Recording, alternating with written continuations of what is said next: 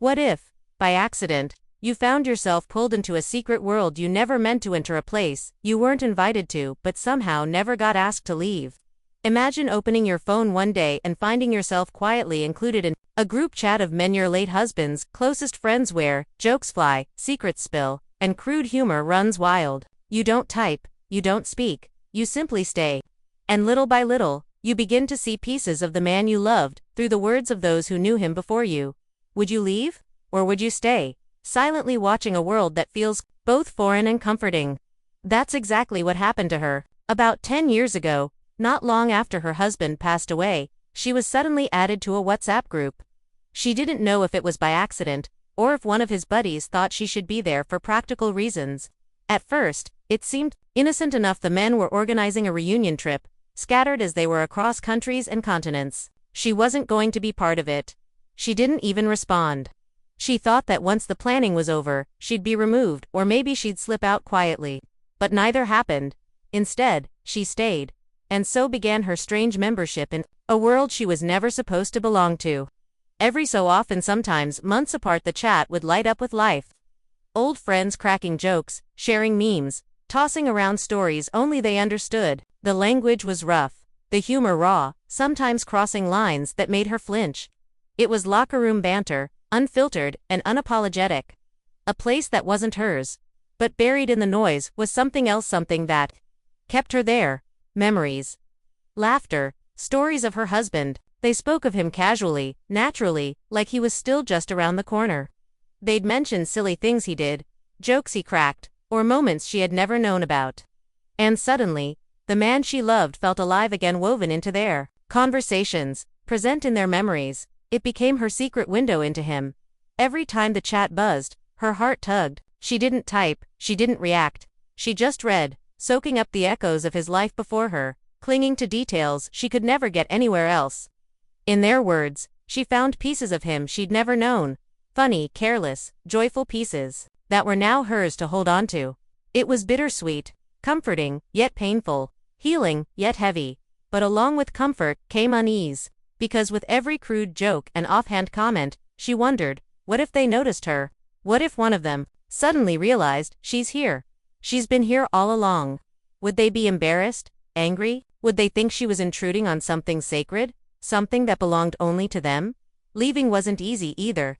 By now, the chat wasn't just a group of men talking nonsense, it was her tether to the man she had lost. Closing that door felt like losing him again. And so, she stayed. Quiet, invisible.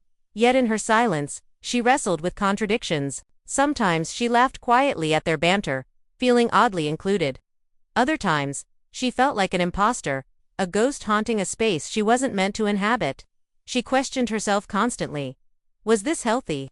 Was she clinging to the past in ways that stopped her from moving forward? Or was this her way of honoring him, staying close to the people who loved him too, even if they didn't know she was still there?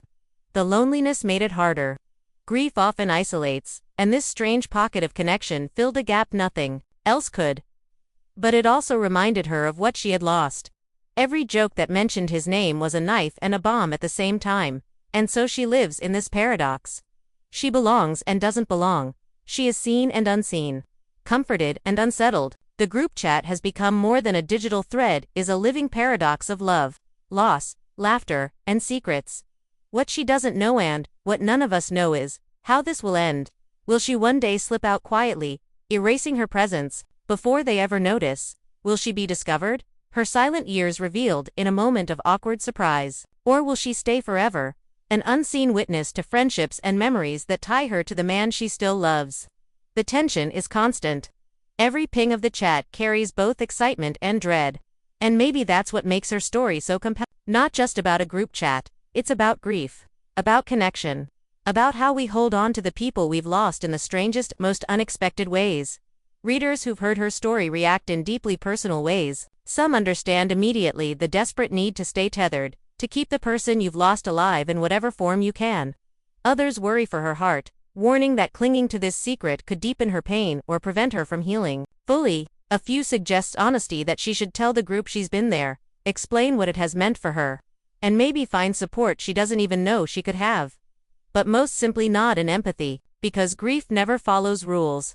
It shows up in unexpected corners, like a forgotten WhatsApp group filled with men's laughter and crude jokes, and sometimes those corners are the very places where healing quietly begins. So the question comes to you now. What would you do? Would you stay, cherishing those fleeting glimpses of your loved one through the words of others? Or would you leave, seeking closure in silence? Would you risk being discovered or carry the secret forever? Grief is complicated, healing is messy, and sometimes the most ordinary places, like a group chat on your phone, hold the most extraordinary weight in a broken heart. If you've ever felt torn between holding on and letting go, between comfort and discomfort, share your story below. Have you ever found connection in unexpected, even awkward places? How do you balance memory with moving forward? If this story touched you, please like, share, and subscribe. These stories aren't just about loss, they're about resilience, about how we survive the unbearable, and about the strange ways we keep love alive.